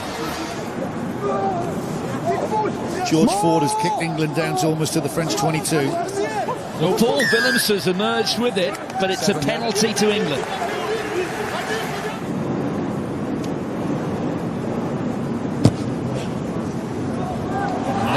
Another example. England back within 4. Here we go. This is the game now. France disrupt it. France get a turnover. France get a pen. I think that's relieves the pressure. That's the game. England get a try. Obviously, I think they'll win. I can't see France coming back from here. Yule's calling it to himself. Jamie George has it. Don't change. England looking to get the choreography right. France trying to disrupt. The arm is out there from the referee. What a chance this is for England. Can they turn their fortunes? They've got 4 minutes in which to do it. There goes Itoje, and he's in. He scored it. Well, the referee says the ball has been held up. And it's the first time we've gone to joy today. Is it going to be joy for England? Yeah, that's fine, because I think that's momentum. The ball has definitely touched the floor. You can see why Andrew Brace wanted to make sure. So, grounding is good, yeah, Joey? Okay, grounding is good, yeah. So, Maro Itoje, who was many people's villain in Cardiff, I tell you what. Yeah, just under 15, Joey, is it? He's almost certainly going to be the hero this time, though. Owen Farrell converts, but it's the man who would be king, Maro Itoje, who is the hero of the hour for England. The last 20 seconds of the match. Dupont on to Greg Aldred. No hands, 8. Johnny Hill there making the tackle, and Dupont, of all people, has knocked it on. And has the prospect of a Grand Slam literally slipped through their fingers, and it is the Guinness Six Nations Player of the Match who fires it into touch. England have come back from what to this point has been a miserable campaign, and that is the image that tells you all you need to know about this. Fabien Galthié, at the end of what has been a wretched couple of weeks for France and not a good fortnight for himself, has seen his side lose. Maro Itoje has snatched victory at the death. England have beaten France by 23 points to 20. An important afternoon for Wasps and a moment to reflect for London Irish, whose players wore black armbands in memory of former captain Gary Halpin, who passed away last Wednesday at the age of just 55. A repeat of last week's remarkable fight back to draw with Bristol would have been a fitting tribute, but that wasn't possible in a tight first quarter that saw Paddy Jackson and Jacob Umanga trade close-range penalties, before Jackson struck from not much further out to edge the Exiles back in front. Last season's beaten finalists had lost 3 of their previous 4 games and made 7 changes from the side out-muscled up front by Leicester a week before. One of the fresh faces, flanker Gabriel Ogre, was the battering ram in a sustained spell of pressure on the Irish line, which eventually led to number 8 Tom Willis driving over for his 4th try of the season to give Wasps the lead just before half-time. The family name in safe hands while brother Jack recovers from injury. After the mountain they climbed against the Bears, a 4-point deficit was never likely to worry Irish, and they were back in front within 10 minutes of the restart when they worked some space for Ollie Hassel-Collins. They passed up several chances to extend their advantage before Jackson added another penalty 5 minutes from time to give Irish a margin of victory that didn't remotely flatter them. It was also a first away success of the season to justify their growing confidence, but a third defeat at the Ricoh for Wasps. If losing is a habit, it's not one they're enjoying.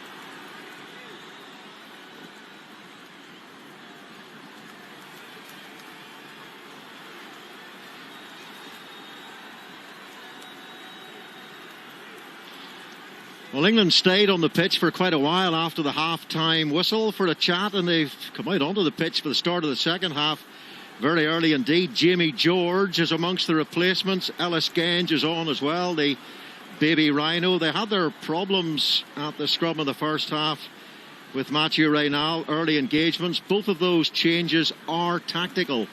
Take your chances, that's what it's all about. Be precise, be clinical. Ireland did that in the first half, frustrating Eddie Jones England, preventing them from really getting that steam to hiss.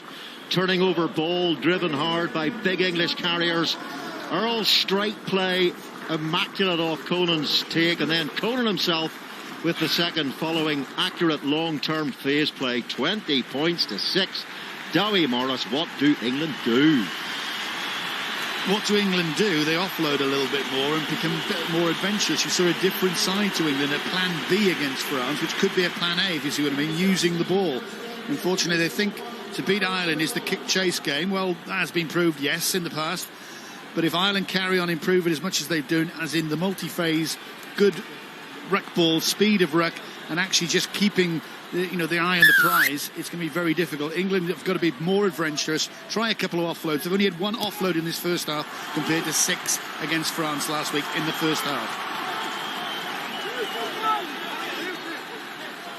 Anthony Watson gathers for England with a huge amount of work to do in this second half. 14-point deficit. Ben Youngs goes to the skies. Again, in comes Hugo Keenan. What a great take by the Leinster fullback. He's diminutive, but he's very strong on the air, and a really strong carry again from Tadhg Furlong, who is discovering his best form again after long-term injury. Elliot Daly, his turn to take in the 15 shirt this time for England. Off goes Vinny Pola. Little rumble round the corner. Push back. Conor Murray tried a really sneaky little steal there. Owen Farrell probably unlucky to be penalised for rolling the end of the first half. Looked like he wasn't tackled or held in a tackle.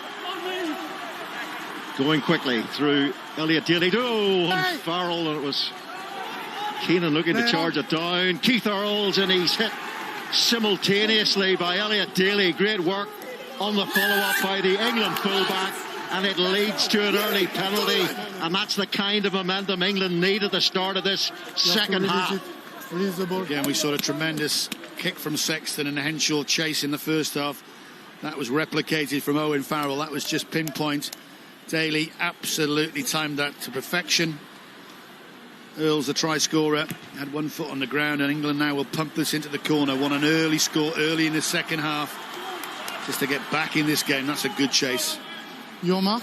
And the other thing, coming back to your point, what do England have to do? Well, they have to scrummage better, because at the moment it would seem, and I am no expert on the scrummage, that Furlong and the boys have got the edge on them. Charlie Ewels goes up again. And crossing, there's obstruction in the line out. It's another one of those directives that's come in from World Rugby. Referees have been told to be fierce on that particular aspect, and they certainly have been on the evidence of the games I've seen recently. Well, the game I saw out in Italy when Ireland played there, they got pinged a few times, and had a conversation about why is Paul O'Connell coaching this. Is Paul O'Connell wouldn't probably coach a penalty situation, because what happens is as the lifter goes, as the catcher goes up, the lifter or support player gets in front of him. There you go, it's Tom Curry on this occasion. It has happened to Ireland under Paul O'Connell, this time under John Mitchell, because I'm sure he does a lot of other things as well as defence. You hope the referee lets you get away with it. You hope he's inconsistent in those situations. Rob Herring, short line out for Tadhg Byrne. CJ Stander. Gosh, he got hit hard. I think Tom Curry felt that in the sternum. Looked like he was hurt. And it takes a lot to hurt Tom Curry, I can tell you. He is a very robust individual. And then the penalty follow-up for Ireland. But just wait till you see the impact here when Stander, it's Curry and Vunipola, and Ellis Genge, the shoulder of Stander goes into the rib cage of Tom Curry. Well, that's why he's a Munster legend and will be an Irish legend, because again, he's an honest player, didn't want any fanfare, and that's the way to carry a ball, get hit by 2 of England's best dominant tacklers, and then cause England to get frustrated and give a penalty away for not rolling away. Carries 5, metres made 18, tackles made 2, not in his preferred position at 18. He has played 6 obviously before, but that again is not, it's game changing, it's lifting, it lifts the other player's spirits when you've seen him being hit by 2 and still go forward, and on top of that you get a cherry with a penalty.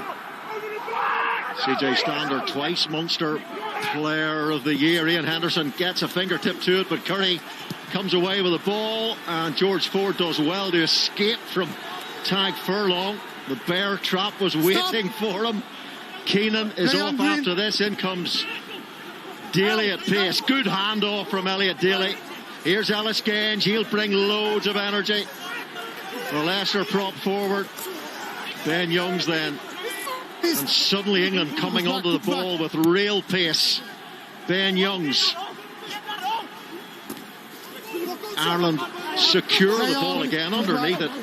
Hugo Keenan He's been amazing at the start of this second half in terms of his pure security. He wobbles just a little bit as he gets to his feet. Stop, white. And that is a cracking kick. They certainly have won the tennis game out there so far, England. That was a good kick from Henshaw. He put a lot of oomph into it. Normally James Lowe is doing that, but obviously he's been dropped for this game. And that is a lovely reply from that delicate left foot. Obviously with Daly you get the chance of he's a goal kicker from a ridiculous range. But again, it's pressure time for Ireland. Again, the short line out. Again, it goes to Tadhg Beirne. Conor Murray stander into Billy Vunipola. I suspect both players will have enjoyed that collision because they're collision-based kind of players. Dump truckers both. Here's Johnny May, can't get away from Rob Herring. Johnny May, England's second top try scorer behind Rory Underwood. Second on his own now. Stop, right. George Ford, that's far too deep, surely. Makes it easy for Hugo Keenan to call for the mark. England are stopping playing now. You can see exactly the way they want to try. They want to camp Ireland in the 22, but if they're going to kick like that constantly, it's going to be very easy for Ireland just to defend the ruck area, take the ball, call the mark, relieve pressure up to the halfway, because they've got a game plan to actually secure this 14-point lead they've got. And you remember, as we see the power game again, 2 meters. Ireland 50% there. 2 meters. If you remember last week, and Johnny Sexton wasn't happy, they let go a 14-point lead against Scotland. He said good teams don't do that. Ben Youngs exploring the blind side. Brings in Kyle Sinclair. England 874 metres against France last week. Broke 28 tackles, made 7 clean line breaks. They need that sort of form in this second half if they're to catch Ireland, and they're not going to do it if they concede turnovers at the breakdown like that. What was I saying? Ireland are very happy, very content, very organised to do that all afternoon or for the next 33 minutes. Already England are carrying the ball, and you've got to say the heavy artillery have come on. Genge is carrying hard. Jamie George as well, but they're up to carries 52 against England's carries, 29 against Ireland's carries of 59. So England now trying to get back in that game by carrying the ball. The trouble is their carries are less because after 2, 3, 4 phases, the backs just kick it. It's the same old England, unfortunately. Another poach steal. That's his 6th of the championship. It's a bit like the Autumn Nations Cup game in reverse at Twickenham. This time it's Ireland's turn to say, right, England, what have you got? Thank you. Come and get us. We'll bring you down. We'll turn the ball over, kick the ball all you like. We'll deal with it early. At least so far. Long time for that to change. Here's Bundee Aki, just straightens. Cutting in off that right foot. Conor Murray. Here's Henderson. Chance to break through here for Ireland. Superb stuff from the Ulsterman. An advantage here to Ireland. What can Johnny Sexton do with the ball as Henshaw feeds the ball on the outside? Off goes Tadhg Furlong. Important moments for England in defence. They've got to stop Ireland game. Here the game could escape from England. Henderson flicks the ball over his head. Sexton puts the kick in for Keith Earls for his second try. What a finish by Keith Earls. That was absolutely diamond, stunning finishing from the Munsterman. He is going to check it, but I tell you what, that is some finish from up here. We've got a tremendous view. Earls, he's got a brace. I'm sure he's got a brace. You heard him or not? Let's listen in. Romain? On-field decision is try. I just want to check a potential knock-on at 5 meters from the goal line in front of the post, please. If there's a knock, I will come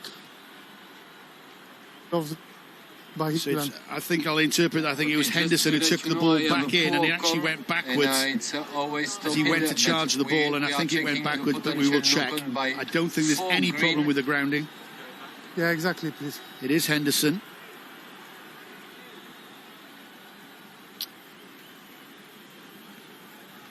Gone backwards, as far as I'm concerned. Did he ever have it in control? But he's gone forward, so it's gone backwards. Yeah, from what I saw on the B screen, there is a knock-on by the number 17 green. So I will not allow the try, and I will come back to the of the ball by England. Are you happy with that? Yes, I agree. 17 touched the ball forward, and that's a knock-on. Okay. No try. Never had it we come back to the initial infringement. Owen. 17 green is the man penalised. Cian Healy. Yeah, thank you. For the knock-on. But that was just a sublime finish. He did superbly well for the first one. This is totally different, but that is an artisan's try. Skillful, and it's just a shame for him personally, because that would have been two of his best finishes in one game ever. Here. So Ian Henderson didn't have control of it, so if he's touched it, it's got to go forward. It has done. Well, why did Poit say 17 green knock-on? That's what Poit said. His numbers wrong. Well, it was Henderson. Yeah. I'll just check. He did say 17 green. Okay, well, Henderson's... we're in 4. I had to check myself then. Romy and Ian Henderson are developing a bit of a history, you know. Because it was Romy who disallowed a clear grounding by Henderson in the Italy game out in Rome. Yeah, that was the number called, definitely. All right, okay. Then I'm just letting the public know. Okay. Well, that's what the officials said. 4 from 4, and you'd have to put a considerable amount of money on him getting this. Like I said, it's brilliant conditions. There's no wind, no grease. The non-kicking foot can be planted with total confidence. It's routine time now. And he's been sublime today. Off the tee, Johnny Sexton.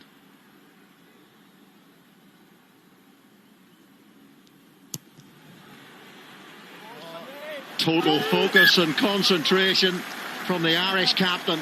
And look at that lead now. Okay, do it, please.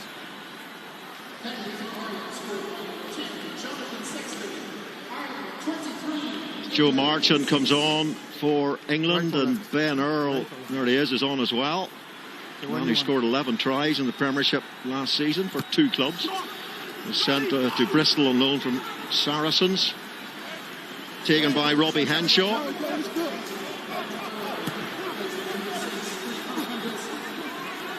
Elliot Daly just keeps the ball in play.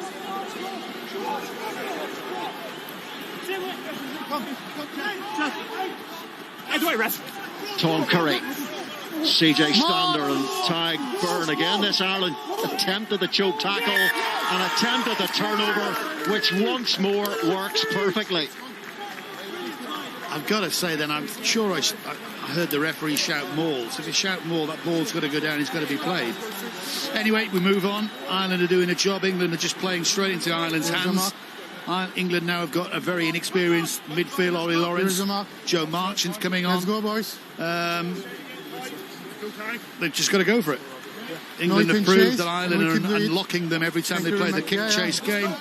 You've now got to do something special, England. As you did against France, you've got to try and replicate that. You've got to get these big boys making yardage. You've got to keep people tackling that inside shoulder. Obviously, Farrell will move to 10. He's going to try and bring the likes of Daly in. May's been quiet. Watson's been quiet. You've got to bring your back 3 in. Remember Ireland's last win against England, that Grand Slam game, St Patrick's Day 2018, 24-15 at Twickenham. Ireland controlled the tempo that day. Here's Johnny Sexton. He got a bit of space there. Elliot Daly, one of those horrible, bobbling, bouncing balls. Elliot Daly, who made 5 clean breaks against the French off the bench last week, does really well. Nothing wrong with Sexton's kick. They turned May round, but again the chase was too much. England get a penalty. Hello, hallelujah. Well, England working their way down the field, all started by that man in defence, Elliot Daly. Supposed to begin the game this afternoon in the 13 shirt, but injuries in the build-up to today's match. Max Malins pulling out quite late. Got a pretty inexperienced midfield now of England with Ollie Lawrence there, and it's Joe Marchant alongside him. But great work by Daly. It is, and it's probably the first mistake Henshaw's made. He runs up too fast. There's no way he needs to actually tackle Daly. He needs to govern him, push him out, or corral him into a corner. There was another sort of attacking chase going up there, and he allowed Daly to gain 15-20 yards, and hence this is where England are now. Yet another line-out take by Charlie Ewells. Hardly anybody else has taken a ball. England lead a powerful vanguard forward, and Ireland struggling at the moment to stay back the line, push them backwards. Tag Furlong gets the shoulder in.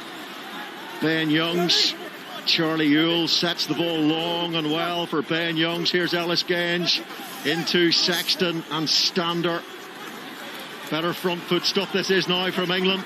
And it's Joe Marchant, who had 6 months at the Auckland Blues playing Super Rugby in New Zealand, where he battled for the 13th shirt with Rieko Ioane.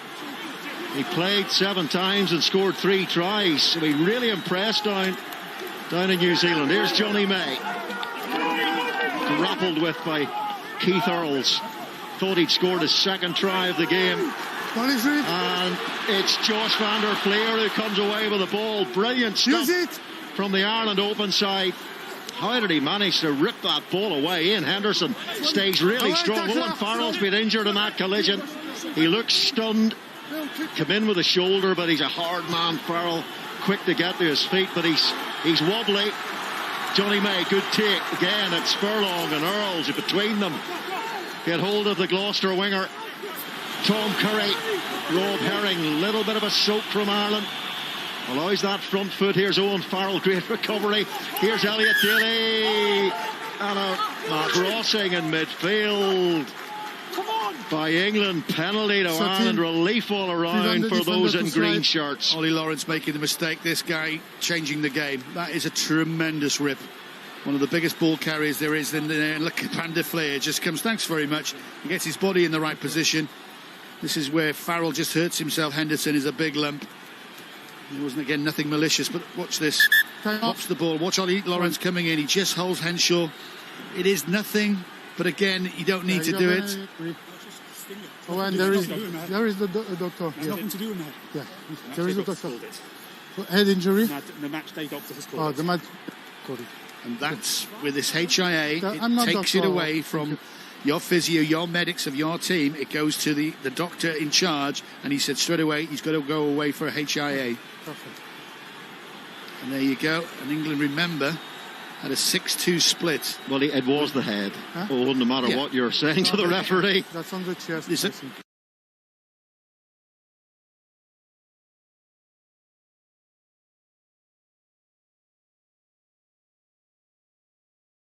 There's a few cameras around here as well, but that's the way this HIA and the World Rugby are trying to sort out all this problem with concussions.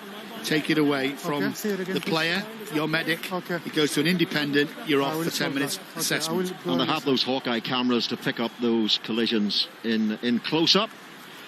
And then, as you say, the independent medical doctor makes the assessment. So Dan Robson's on. Yeah, I'm just waiting. Who's Johnny Hill's on? Who's going to go to 10? Dan Robson. Go on, mate. You don't get many chances at 9, so you never know. He's standing there at 10. You would think Elliot Daly, wouldn't you, for that left foot of his? Well, the thing is, it's an Irish throw to start with. It's an Irish throw. They're taking the time. They walk into it. England want them in quicker. They're trying to take the clock down. We're nearly getting to that last quarter, but Robson is standing at 10. I don't think. Well, inexperienced England midfield.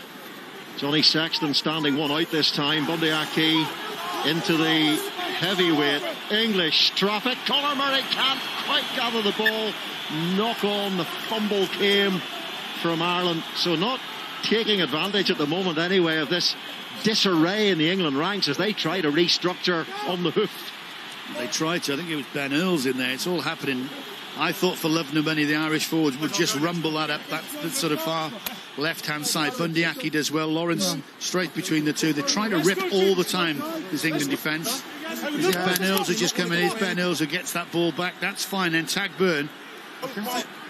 He is in an offside position, or isn't it? No, the ball is live. He can be there. Unfortunately, he didn't take that ball. So England get the chance of a put-in. Now, it would be nice, a quick ball, 8-9, and try and get up that right-hand side. Robson's got a lot of pace. You've got Lawrence outside in. Watson, I don't think you've mentioned him, have you? Watson's been... The other go, you've got to go. Leaning on the upper... England's turn to get a free kick at the scrum, having been penalised twice in that area in the first half. Tom Curry, the Autumn Nations Cup player of the tournament, is England's new captain. But he's been quiet, isn't he? Because he sets the bar and the standard so high. Again, we haven't mentioned him too many times. Not been in the game, not sort of carrying, not doing his dominant tackles. He has been, but not to the quantity that he normally does these, or game-changing ability. So he's been inspired by the Kobe Bryant book, Mamba mentality. When he's at his best, he's a black mamba himself, isn't he? But tremendous work rate in that 7 shirt for England. So many tackles last week against the French. They certainly knew he was on the field at Twickenham. Ireland, well, yeah, it's just come up that scrum as it twisted, and it'll be reset England's ball. Kyle Sinclair was the one who said go for a scrum. They want to get a penalty to alleviate a bit of pressure, but it gets some territory in the Ireland half up to the halfway line. But all this does is take the clock down.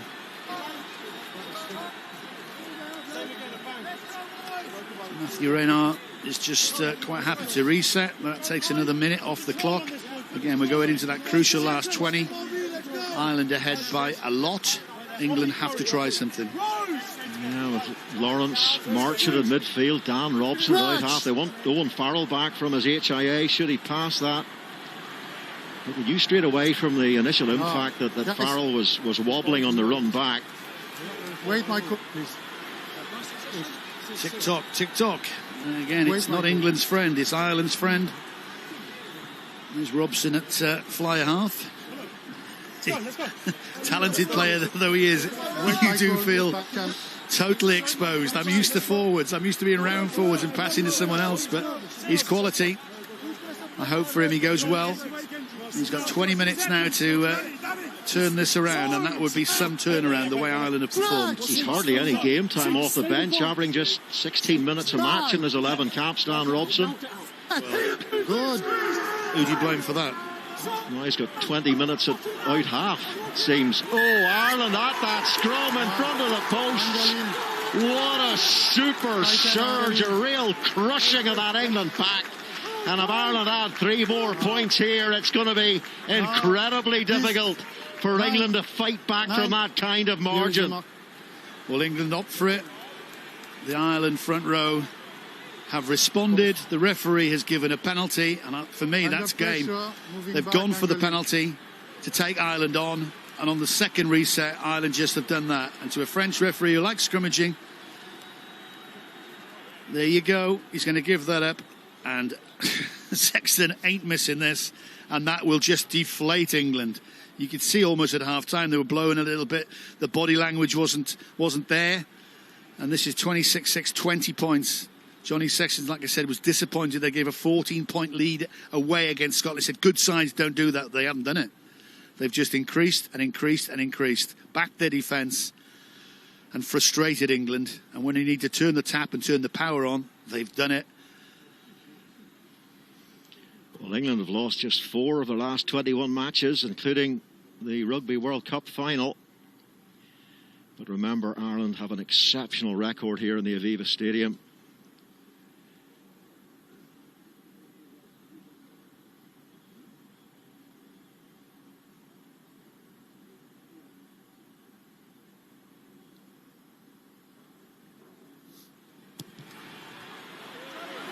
"20 points, England, what have you got?" They're going to have to play like they did against New Zealand in that semi-final, error-free, incredible power. And I'll be honest, I don't think they're going to have enough of that. They've gone for a 6-2 split. That limits what you can do off the bench as far as forwards and backs. They're desperate now for a talisman, a playmaker at 10. Dan Robson is there. Can the likes of Kerry, Vunipola, all these big vaunted names, can they do it? But Ireland is so good and so drilled, I doubt it. It's a good restart from They Tan don't Robson. knock on. Scrum half playing at out half. Conor Murray, a little bit floaty back to Johnny Sexton, but he's well used to handling delivery like that. No, inside, I said. Well, you mentioned that game when England said to Ireland, come on then, we'll just kick it to you, come and play. This is exactly now with that. Murray didn't box kick it, he gave it back to Sexton, so you lose 10 metres there, and all of a sudden you're quite happy. Come on, play with 20 points. You get 20 points to play with. Do something special. Score a couple of tries. 14 lineouts from 14 for England. It's been one of Ireland's real strengths in this tournament. With Toje uncontested by Ireland that time. They allowed England to win that ball. They know what they have to do inside this final quarter, Ireland. And that's just to continue to frustrate this triless England team. And off goes Ben Earl. He's got the pace of a back. And Rob Herring tries to get over it. Now it's Sinclair ran into a little bit of trouble there underneath the Irish post. Johnny Hill won the double with Exeter last season. 6'9" he is. Again, Ireland meeting England hard on the gain line. Billy Vunipola is hurt, and he looks like he's hurt badly because the whistle has gone straight away. That was a major hammering on England's main ball carrier. Was it Van der Fleer? He is getting up, so he's been whacked. Hopefully it's just... he's just been winded, but that was one hit, and that's something that Ireland have done. Wait, I check it. He's just checking the hit, I think. I'm not sure. There's a lot going on. There's a lot of bodies out there. Ireland are literally throwing everything at England. Here it is. It's Bundee Aki. Whoa-wee. That is perfectly fine. Billy Vunipola's going down. Bundee Aki wraps it round. It's the nipple level, isn't it? But he's going into it, and he's going up. Is that a fair challenge? Two big men going. Well, I've seen them given and I've seen them not given, in a sense. From what I saw on the big screen, listening, I have a direct contact with the shoulder to the head with force. I don't see any clear deep high by the number 8 from England. Suddenly deep in a high. I don't see that. I don't perceive that. So I cannot mitigating down the sanctions. I will go for a red card against Irish player. Yes, it's clear contact on the head and no mitigating factor because there's no change or drop by 8 wide. Okay, we are agree, Craig? I agree with that, Mikey. Well, if the act is illegal, you cannot mitigate down. Bundee Aki picked up a red card at the World Cup against Samoa, the country of his heritage. No, can I explain it, please? Call Bundee. I will explain it. For us, there is no mitigation. As the player, there is no suddenly drop in a high. He decided to target him high with direct contact shoulder to the head. So really dangerous, high speed. So that's a red card. Bundee Aki sent off for Ireland for the second time in his career. There was a coming together of two men of South Sea Island heritage. Vunipola of Tonga and Bundee Aki from Samoa. Well, you know Farrell's going to shake his head. There's two big guys going into contact. I don't know how much lower he could do. Yes, he has made contact, and by the letter of the law, he snapped him back, so it is a red card. But anyway, sometimes you can galvanise the side. Ireland don't need galvanising. They just need to keep England out for 16, 17 minutes. And they've got to score here. Johnny Hill's on. Toje's at the back. He normally goes to him. It's a dummy. And Johnny Hill takes it for England. A lot of replacements coming on masse. Will Stewart is there as well. And here's Jimmy George, and Ben Youngs is in for England. A beautiful little sniping score by the men in the white shirts. Is it too late for England? Can they punch back from here against the 14 men of Ireland? That's the experience on your 109th cap. They didn't go what Ireland thought was the catch and drive. Go infield to open up the blind side. They went blind, and it's a quick tap. I'm sure it is a conversation between Jamie George and Youngs. This experience, when his hand goes, go. Off he goes. Just one defender there. Clear. Stockdale ain't going to stop him, and that's what England needed. Now, you got to say, Elliot Daly needs to do this, Johnny. and Johnny Sexton is walking up to the referee, trying to put Daly off. He's still having a chat with the referee. Stop. Là-bas. And this is right in front of Daly. There you go. You can see Sexton. He is a very fine striker of rugby ball, normally from long range for England. Now the goal kicker, no Owen Farrell on the field, but what a clever little try this was, exploiting that space on the blind side. Stockdale's got to do better, but whether he'd have stopped Youngs, he was in between two. It's the classic 2-on-1. The communication of a very vastly experienced 9. Jamie George, equally experienced hooker. They know what they're trying to do.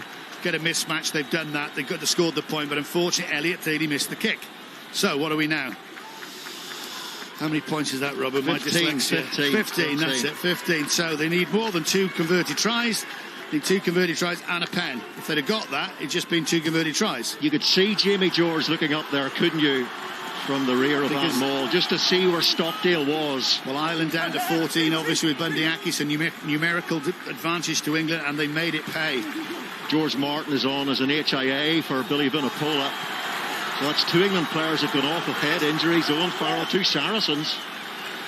Here is Johnny Sexton, and it's Stockdale on the outside. Can he show that magnificent finishing power of old that led to him being top try scorer in that Grand Slam season? Peter O'Mahony is on, back after his suspension following his red card against Wales, Ireland's 2nd red card of the championship. Former Lions and Ireland captain, number 20, the Munsterman, Tadhg Beirne. So Ireland have to see out 14 minutes here. Andrew Porter gets a carry in at a number of starts when Tadhg Furlong was away injured, but now back to his more usual position on the bench. Impact player. Conor Murray is going to box kick this one. It's Elliot Daly underneath it. England trying to shield it. They almost put Elliot Daly off. I think they blocked his vision. Here's Ryan Baird. Blocked down that ball that led to the Ian Henderson poach that led to the Sexton penalty that won the match for Ireland in Scotland. Here's Herring. Itoje cannot quite bring down Porter. Murray, Tadhg Beirne, now it's Cian Healy. England over the ball and not rolling away, says Matthew Reynal, and again it's in an eminently kickable position for Ireland. Brilliant. Is it Will Stewart or Ben Early? Doesn't matter. There's a pattern and a story happening in this game. England not protecting the ball. Just watch Conor here. Conor Murray, he's held back. Well, Will Stewart just grabs him a little bit. It doesn't matter. Stockdale nearly made up for that defence deficiency for the Youngs try. Not that I'm blaming him wholeheartedly, but I think he could have done a little bit better. And then this is what Ireland can do. It's Ben Early. He's not getting out the way. You've got to move left to right as quickly as you can. You can't sort of stay there and then pretend to move very, very quickly. You've got to do it instantly. Incredibly difficult, but this is what these guys do. They practice attack, they practice defence. But Ireland are so comfortable now protecting this lead. England have got to do something special.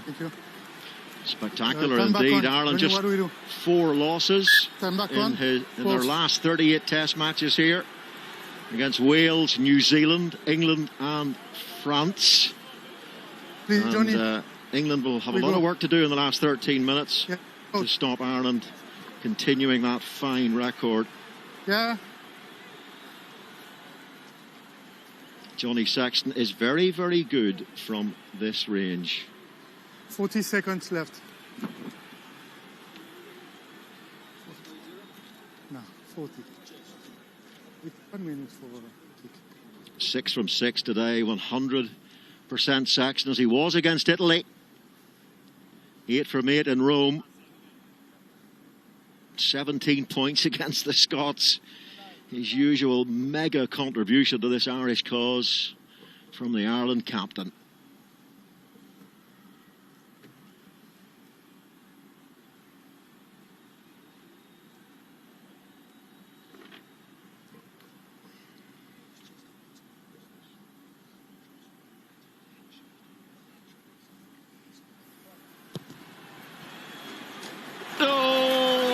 That should do it. He needed a bit of help from the woodwork. Sexton, a wry smile. 29 points to 11. I remember he missed a kick from a little bit wider out against New Zealand that might have put the All Blacks away a number of years ago. Sorry to Johnny to remind you. But he got that one. Neither Vunipola or Farrell will come back for England. So they're down two of their vastly experienced Saracens and two players they would need in a crisis like this. Elliot Daly, half caught. Dan Robson, Tom Curry gets outside Peter Manny, who scrambles back really well. Ben Youngs to Dan Robson. Remember, two scrum halves now playing at 9, an emergency 10, and that looked like a knock-on, was it, by England? It's all going wrong for the men in white. The Red Roses here as the game approaches its final 10 minutes. Well, that's another penalty. It's now 13 penalties to 7. Ireland keeping the discipline, and England losing their heads and their discipline. That's a shocker from Youngs. They're making a sorry, it is a shocking pass at this time when you need everything to go correct. Kerry hasn't been himself today. England haven't been themselves today. I was hoping for quickly, please, Captain, please. A replication of what they did. They flicked the switch. I know I've mentioned that a few times, but it was just a vibrant, it was a light bulb moment for me against France. Took France on, and it could have gone either way. It went England's way because I think they were brave. They've come here with a game plan, and they haven't executed it whatsoever. Well, the light bulbs look a little bit fused today, but they have been heavily disrupted by these injuries and replacements. And also this concession of penalties. That's their average for the tournament, Dowie, 13. 13, but equally, Ireland are down to 14 guys. So, but again, you do train for this, so you don't over-phase it. You don't go and get isolated. You don't go that extra yard. You play it on your terms, and that's what Ireland have done. Ronan Kelleher is on for Rob Herring. Good throw taken by O'Mahony. One of the best line-out exponents in Europe is O'Mahony on his own ball. Another penalty. And an opposition ball. Johnny Hill comes in, and the referee blows his whistle again, and his arm is pointing on the side of the men in green. Well, it could be close to a yellow. It won't be for this occasion. Guys, okay, thank you. Now,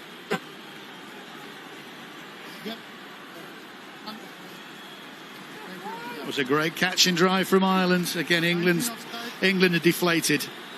They've outfought England today.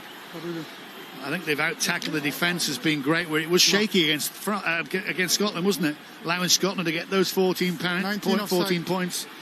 Farrell, I apologise, off the field. Sexton will take his time, plop it down, use that minute, and just see the clock down. It's been misery for them guys, but it's joyous for Farrell Senior and his charges. It's turned into a pretty miserable Guinness Six Nations Championship for England now. Just those wins against France and Italy. We're going to finish well down the table. Yeah, to make your point, Dowie, Ireland missed 25 tackles last week at Murrayfield, allowed Scotland to come back from 24-10 down to tie it up.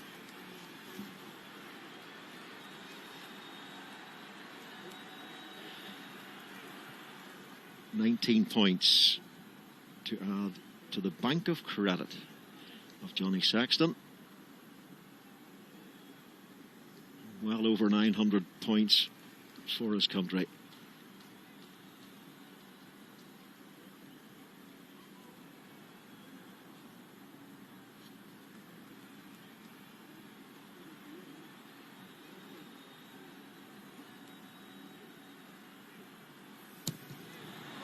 And that finally, as if punctuation were needed, puts England away.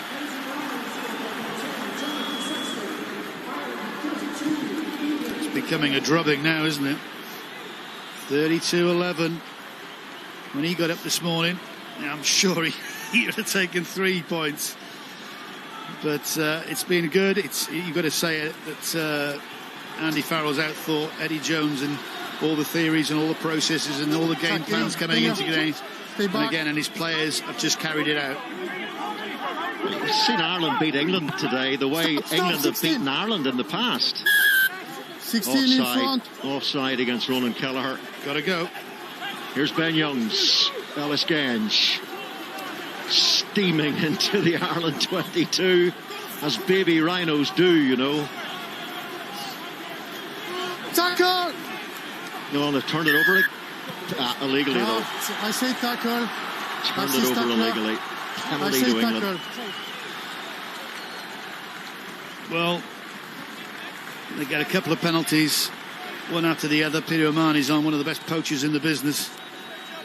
So they'll have to go probably into the corner unless they might use an old-fashioned tap-and-go move. But no, those days have gone. The old wall ball. They go into the corner. It just sucks more time out of the clock. It doesn't matter because this game has gone away from England.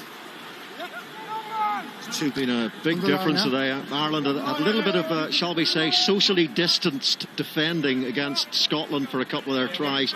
None of that this afternoon in Dublin. Jamie George. The hand comes in from Kelleher. The ball was won by George Martin. Knock on Green, your option. Knock on by Green. Sorry, Steady. You can make the mind up. Yeah. Scrum will be the... India, slap in the penalty kick. Yeah, could have been a penalty, though. Yeah. Oh, slapped the ball. Yeah, So away goes Ben Youngs. Quickly again. George Martin. No. The young teenager from Leicester. Another penalty in quick time. And assist. Not releasing. Stop. Stop. Under five. So little tap and go, Ellis Genge. This very much in vogue in the current game. Exeter Chiefs use it a lot. Well, Ireland cheated a yard there. They were off that line well early, but it doesn't matter.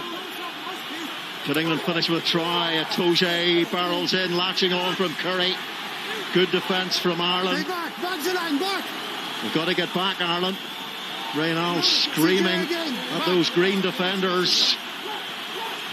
Will Stewart twists. Can he get the ball to the line? Ty Byrne tries to get underneath.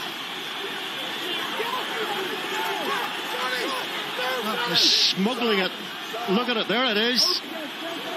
Just short of that whitewash. Just got to pounce on the ball and get over here. Itoje's turn. Ben Youngs goes wider this time. Okay. Tremendous defence by Ireland, but it's illegally so. It's another penalty to England. It's not going to change the result of the match, though. Ireland are going to win here in Dublin. Andrew Porter's a mightily strong man. Holds England off the floor. Did they get over and ground the ball? Was it Ben Youngs who tried to get it down? It's going to be a yellow card, though. They're going down to 13 and a try from Youngs. Offside, 9 Green. Number 9. Offside. Offside. Stop. 9. Wait, stop. 9. Did Ben Youngs not score? You're gone. You're gone. Conor Murray is being told to leave the field on a yellow card. He won't. He'll run across the pitch. That's easier. He's taking his time. Wait. He thinks he can still play. He thinks he can still play. You're telling me he doesn't know what he's doing. Conor, get 17. off, mate. 17. You know what you're up Listen to. in. Listen in.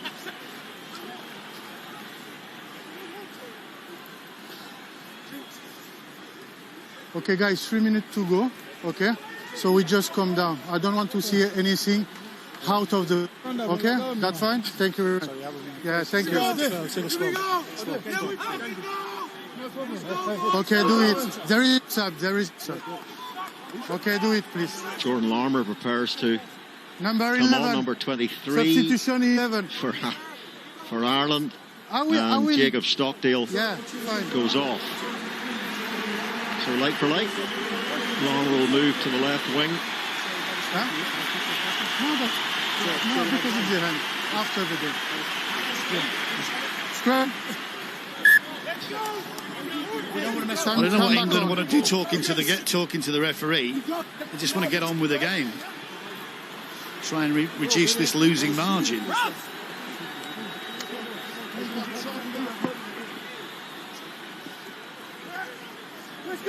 So can England finish with a score against the 13 men of Ireland? Bundy, a key red carded. High tackle to the head of Billy Vunipola. Tadhg Burns going down with a fairly serious cramp. Tadhg Burns, who has been player of the match the last couple of games for Ireland, but not today. The Guinness Six Nations player of the match is Robbie Henshaw, and what a tournament all round he has had. Absolutely. Again, you need a good, powerful centre, whether it's at 12 or 13. This guy gives you everything. He takes out all the restarts. He carries it back against forwards. His work rate is sensational. Scored a try last week. He's ever present, I think, in this Irish side. You could build a side around him. He's that good. Could have gone to Byrne, could have gone to Sexton. It's gone to that man, Henshaw. I can't disagree with Alan Quinlan. Good decision for once, Al. I will stay here. I stay here. I stay with here. He hasn't picked a back row forward. Can't believe it. He was trying. I bet you he was trying. Come back on. Well, Byrne played back row last week, so yeah, you know what I mean. Come on, boys. Player. Yes, the former Ireland flanker, Alan Quinlan, picking the Guinness player of the match today. Long bind, eh? Long bind. Hold the weight. Right, England. 2 minutes to go.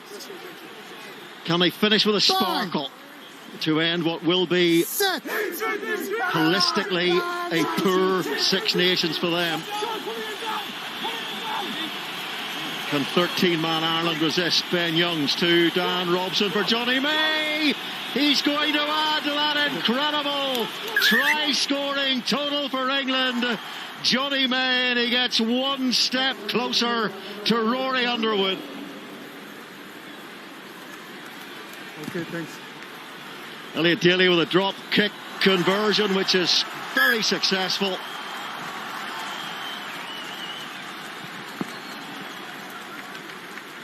Two tries against Ireland in the Autumn Nations Cup. Johnny May won from very long range, a spectacular score. Not just as much to do on that occasion. Okay, yeah, thank you. 33rd score in total in a white shirt. Please. 6 tries in 8 matches against Ireland for Johnny May. That's quite some record. And Elliot Daly added the extra 2.